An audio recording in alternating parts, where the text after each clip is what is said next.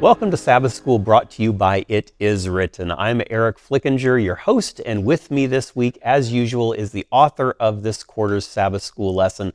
That is Clifford Goldstein. He is also the editor, and we are on lesson number 11, Deuteronomy in the Later Writings. Welcome back, Cliff. Glad to be here. Thank you. So we've got some interesting things that we're going to be taking a look at again this week. We hope that you have enjoyed our journey through the book of Deuteronomy. This week, we are going to be looking at, as I mentioned, Deuteronomy in the later writings. And of course, we've been looking at the Deuteronomy, but it's one of the most quoted books in the rest of the Bible, and with good reason. And there's an interesting passage here, interesting section, I guess you might call it, regarding Josiah, the king of Judah.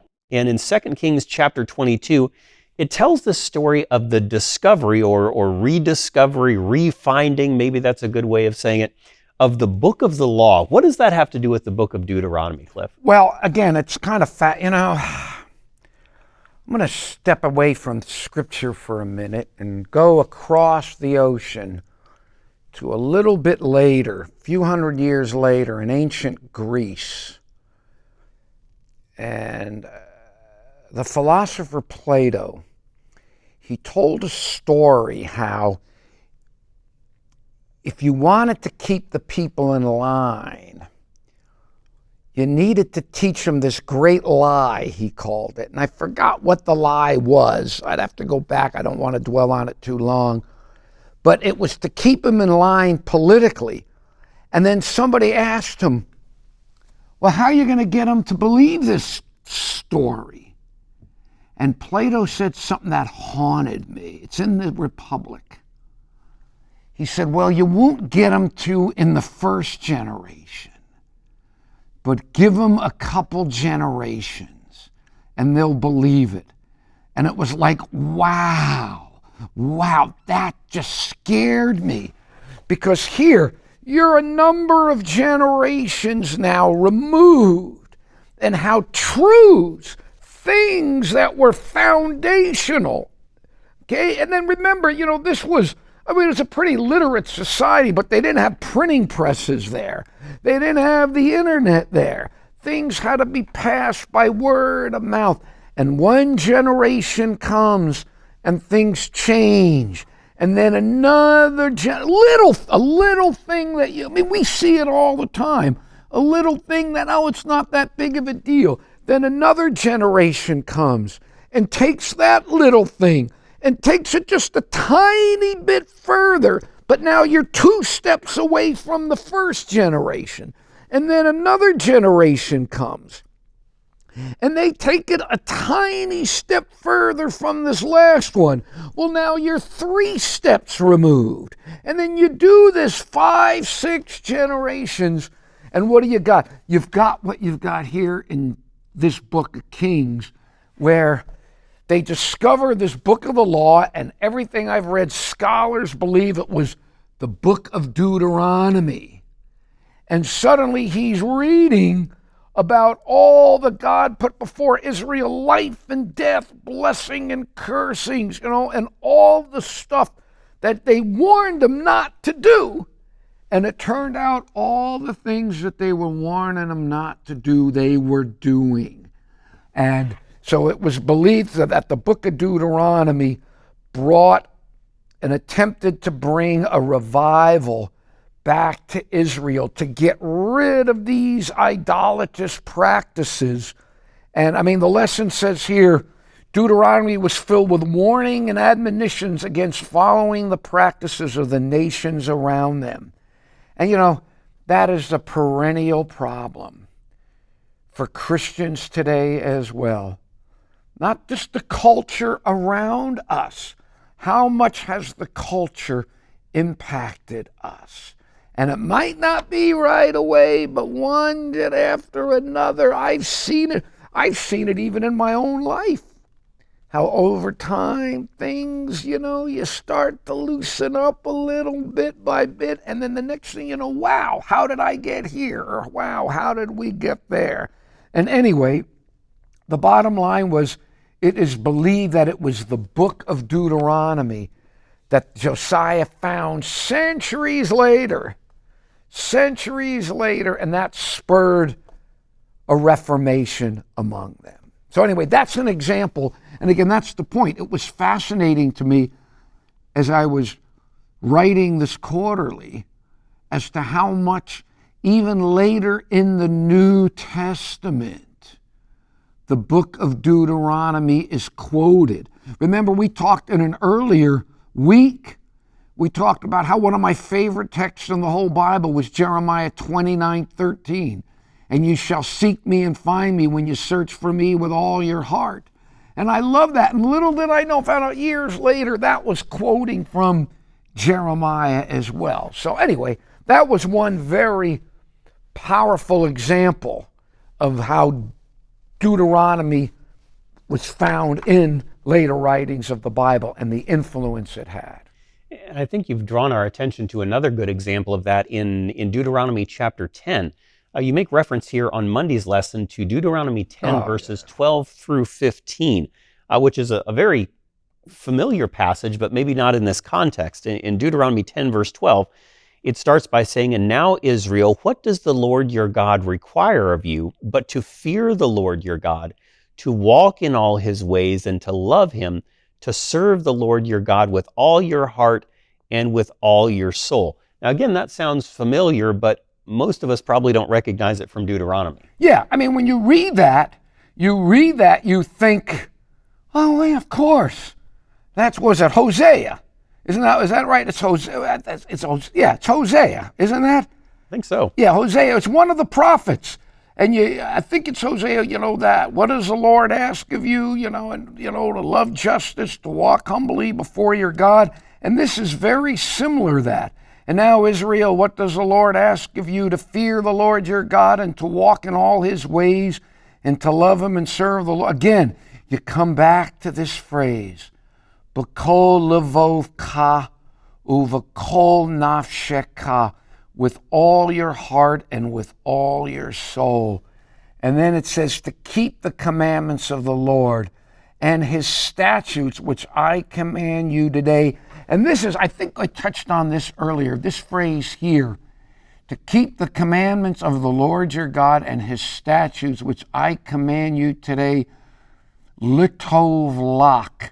I think we had a whole week on this phrase, litov lach, for your good.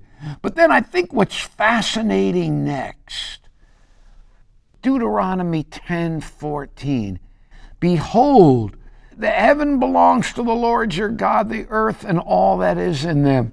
Again, he's talking here about the sovereignty of God. He is the sovereign. He is the creator. He is the Lord.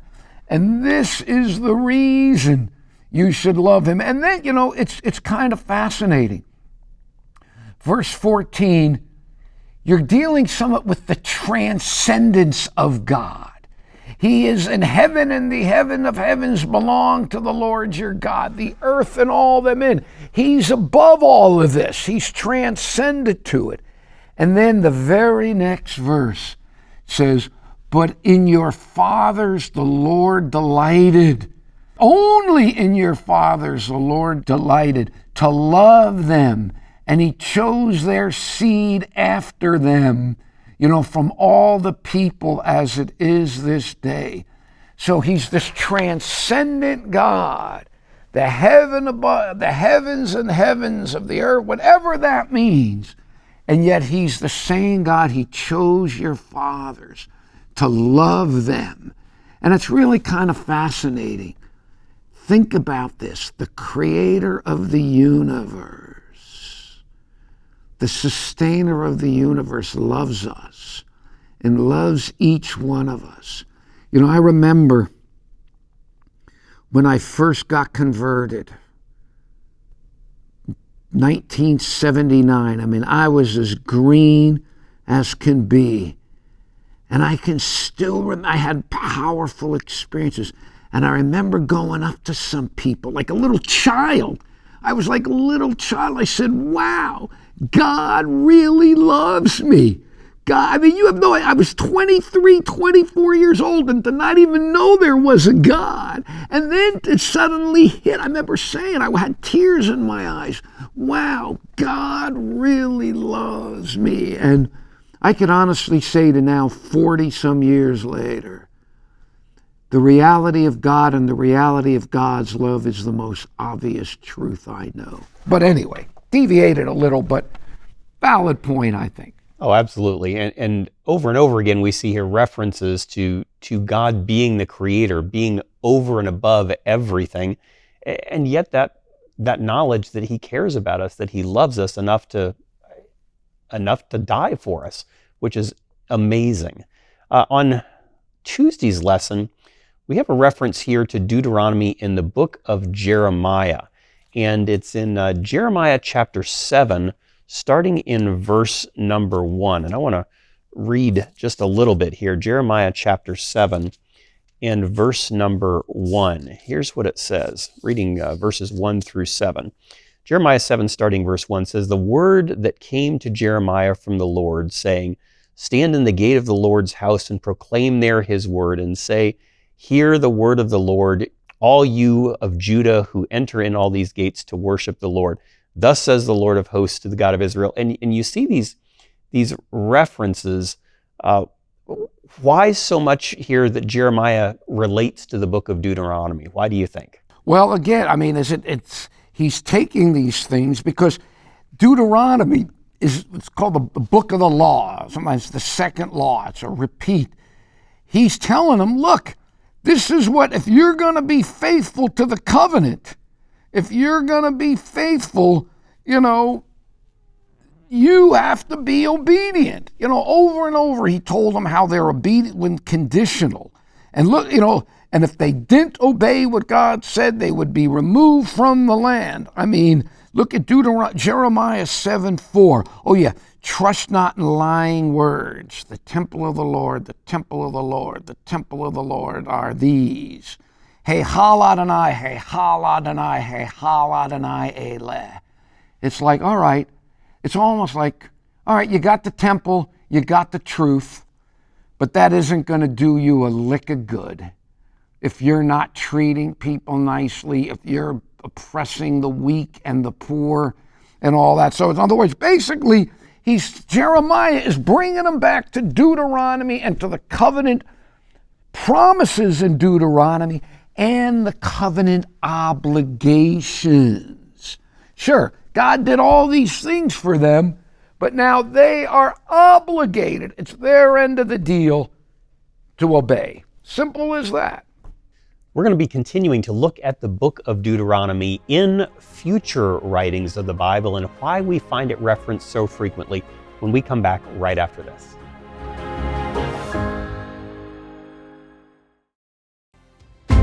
When people think of India, they often think of the Taj Mahal or Indian food. But what you probably won't think about is the staggering number of blind people that live in India. Sadly, more than 15 million blind call India home.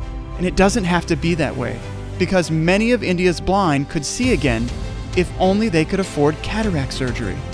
Today we are asking you to donate to this life-changing work. It takes just $75 to give one person the precious gift of sight. To donate, please visit our special website, itiswritten.com/Eyes for India, or call us. Our number is 1-844-974-8836. That's 1-844-974-8836. For only $75, you can open the eyes of the blind.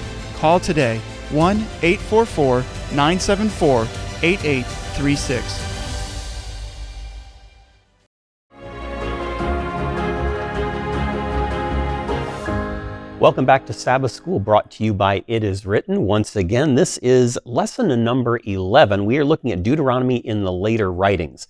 And Cliff, I want to dive into Wednesday's lesson here. Wednesday makes reference to a passage in Micah chapter 6, verses 1 through 8. And again, I think this is familiar. Yeah, I think that was earlier on. We were trying to remember where that familiar stuff came from, and we were Hosea or whatever, but it was Micah. Micah 6, 1 through 8. And, it's just hear now what the Lord says, arise, contend before the mountains. And, beautiful, hear mountains, and what have I done? For I brought thee out of the land of Egypt, redeemed thee. He's repeating stuff that was in Deuteronomy. And then he goes on and on and on. And then, will the Lord be pleased with thousands of rams or with 10,000 rivers of oil? Shall I give my firstborn? And then he goes, he has showed thee, O man, what is good, and what, this is language, what does the Lord require of thee, but to do justice, to love mercy, and to walk humbly with thy God. Again, it's the same thing. They were to be God's chosen nation. They were God's chosen nation. They had been given this incredible amount of light and covet and privileges. There was nobody like them in the world. What they had, again, when you compare some of the teachings of the Hebrew Bible and ancient Israel with what we understand about the pagan practices and of the nations around them, it was astonishing. It was astonishing, the difference. And they would have been a wonder to the world, but in the end, they could have all this light, all this truth. But again, here, but to do justly and to love mercy and to walk humbly with God. And so often it's to do justly with the weak and the poor among you, and to show mercy to the weak and poor among you.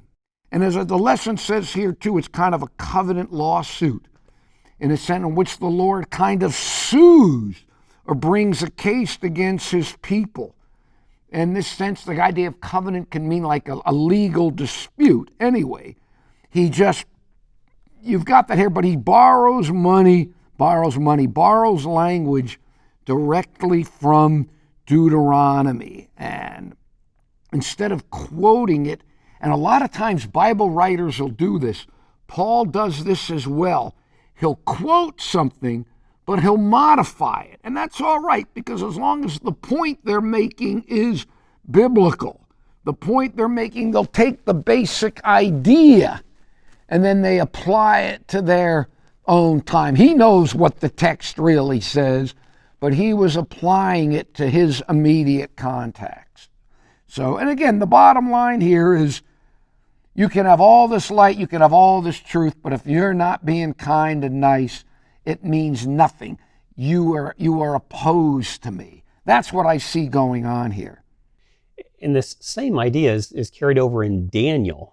Daniel realized, he recognized, he admitted, if that's the right word, that there were some things that God's people had, well, they hadn't come up to the bar, if you will. They'd kind of dropped the ball. And so he's making supplication for them here in Daniel chapter 9. And it's interesting the way that he does that. Kind of walk us through Daniel 9 here. You reference here verses 1 through 19. I don't know if we'll read all of them, but there's some good stuff in there. Oh, Daniel 9, the prayer. What's fascinating too is Daniel 9's prayer. It's very interesting because remember, Daniel 8 ends. He does not understand the vision of the evening and mornings of Daniel 8:14. The ram is explained, the he-goat is explained, even the little horn is explained. Okay? Then the last thing Daniel doesn't understand is the vision of the evening and mornings. He says clearly, I was astonished and none understood it. And then what's fascinating is Daniel has this prayer, and all through his prayer, he's saying, we have done wickedly, we have not heeded your servants, the prophets, all these things. And really, in many ways, he's going back to the principles in the book of Deuteronomy. All the things that Deuteronomy warned would happen had happened to them. And Daniel's saying, look, you were faithful. You spoke your word. All was written in the law of Moses. then this could easily include the book of Deuteronomy. And then he goes on and on and on, according to your right. Anyway, this whole thing here is he's basically repeating the warnings and things and everything that the Lord said would happen in the Old Testament, not just Deuteronomy, but the prophets, Jeremiah, and so forth. And so he's recounting, again, it all comes back to the covenant and Israel's faithfulness or lack of faithfulness to the covenant. And then he says, while I was speaking and praying before my Lord, the man Gabriel, whom I had seen fly swiftly, reach me. And he said, and it's very interesting, verse 22, and he says, I've now come forth to give you skill to understand. Well, it's, again, for whatever it's worth, nowhere in Daniel's prayer was Daniel saying, why did this happen to us? Why did all these things happen? He knew, because he knew the book of Deuteronomy. He knew what Deuteronomy said would happen. He knew that they said, if you obey me, I will bless you. If you disobey me, you will be driven out of the land. You know, when it wasn't Deuteronomy, the prophet, just Deuteronomy. All these things. So nowhere in Daniel's prayer, all he's doing is he's repeating the covenantal warnings and so on. And then it's just fascinating. The angel Gabriel comes. I've now come forth to give thee skill to understand. To understand what? Well, the last time we saw Daniel not understanding anything was the vision of the 2300 days. And so he links them right back to the 2300 days, which was a time prophecy. And then he instantly gives him, a time prophecy. 70, it says, understand the vision. Therefore, consider the matter and understand the vision. What vision?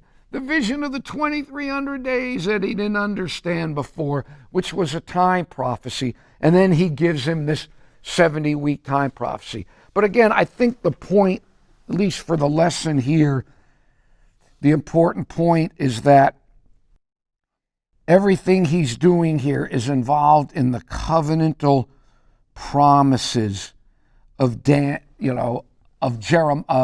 Deuteronomy. And here's where they got great hope, too. Daniel prayed, set your face to shine, ended. And why did he know it? Because the Lord told him, even in the book of Deuteronomy, those verses that we've talked about a few that we liked, and you shall seek me and find me if you search for me with all your heart. That was in the context of, look, you apostatize, you're going to get punished, and you're going to be driven away. But when you're driven away, if you seek me and find me, if you search for me with all your heart, if you search, I forgot, I'm getting tired. You shall seek me and find me if you search for me with all your heart. Okay, so even in the midst of all this, Daniel had hope. He had hope because he knew the promises, the covenantal promises he knew the warnings, but he also knew the promises of restoration. There's this passage that you made reference to just a moment ago in the tail end of Daniel chapter 9, verses 24 through 27. Now, of course, if you've studied Bible prophecy at all, you're very familiar with these. It's basically a prophecy about the timing of the coming of the Messiah, the first coming of the Messiah, if you will. And so Gabriel, in answer to Daniel's prayer at the end of Daniel chapter 8, says, here's the answer, here's this time prophecy that's going to introduce the Messiah. The title for this quarter's Sabbath School Guide is Present Truth in the Book of Deuteronomy. Now, of course, Jesus has already come the first time, 2,000 years ago, but he's going to be coming again in the very near future, and we've got a reference here to a first coming of Jesus. Why is it so important for us, again, to make that link between Deuteronomy and if you will, the second coming of Jesus? Well, Deuteronomy look, the bottom line, the ultimate promise of redemption, look, let's look at it this way. Say ancient Israel had been faithful. They're in the promised land. They do everything right. It's a wonderful thing. They have a great time. They do everything. The whole world is lit with the glory of God, and some of these conditional prophecies were fulfilled, that weren't fulfilled because Israel wasn't faithful. But what happens in the end? They're all still going to get old, sick, and croak. They're going to die like a roadkill on the side of the road. And so ultimately, that's fine. We live a nice life here, but then we die like the animals. What does it all mean? Well, ultimately, the sanctuary service and the sending out of Azazel and the shedding of the blood ultimately point to the final judgment. And then ultimately, even though it's not stressed there is the hope of eternal life and the resurrection. Because in the end, look, put it this way. You know why my certainty of the second coming? The certainty I have of the second coming is the first coming. Because without the second coming of Jesus, Christ wasted his time at the first coming. First coming doesn't do squat for me without the second coming, especially if you understand that the dead sleep. See what I'm saying? You know what I'm saying? I mean, if you think you're on some bliss of heaven, then who needs the second coming? Jesus is going to come take your soul from heaven and come down earth and put it in your resurrected body. Oh, it's a bunch of silliness. The great hope of all of the hope of the first coming, and they have this hope because it's linked to the Deuteronomy promises of redemption and so forth, is ultimately the second coming of Jesus. That's our bottom line hope. In many ways in ancient Israel, the first coming and the second coming are kind of linked events, because in some ways in God's mind they're one thing. They're one thing. It's the whole, redemption. Time for us, God transcends time. But anyway, the bottom line, the first coming here, the ultimate hope of that, our only hope of that, is found in the second coming. Well, this week we've been looking at Deuteronomy in the later writings. Cliff, again, thank you so much for being with us this week. We're looking forward to having you with us again next week. We're getting close to the end, not quite there yet, but we want to invite you to be with us next week as well. Until then, this has been Sabbath School, brought to you by It Is Written. God bless you. We'll see you next week.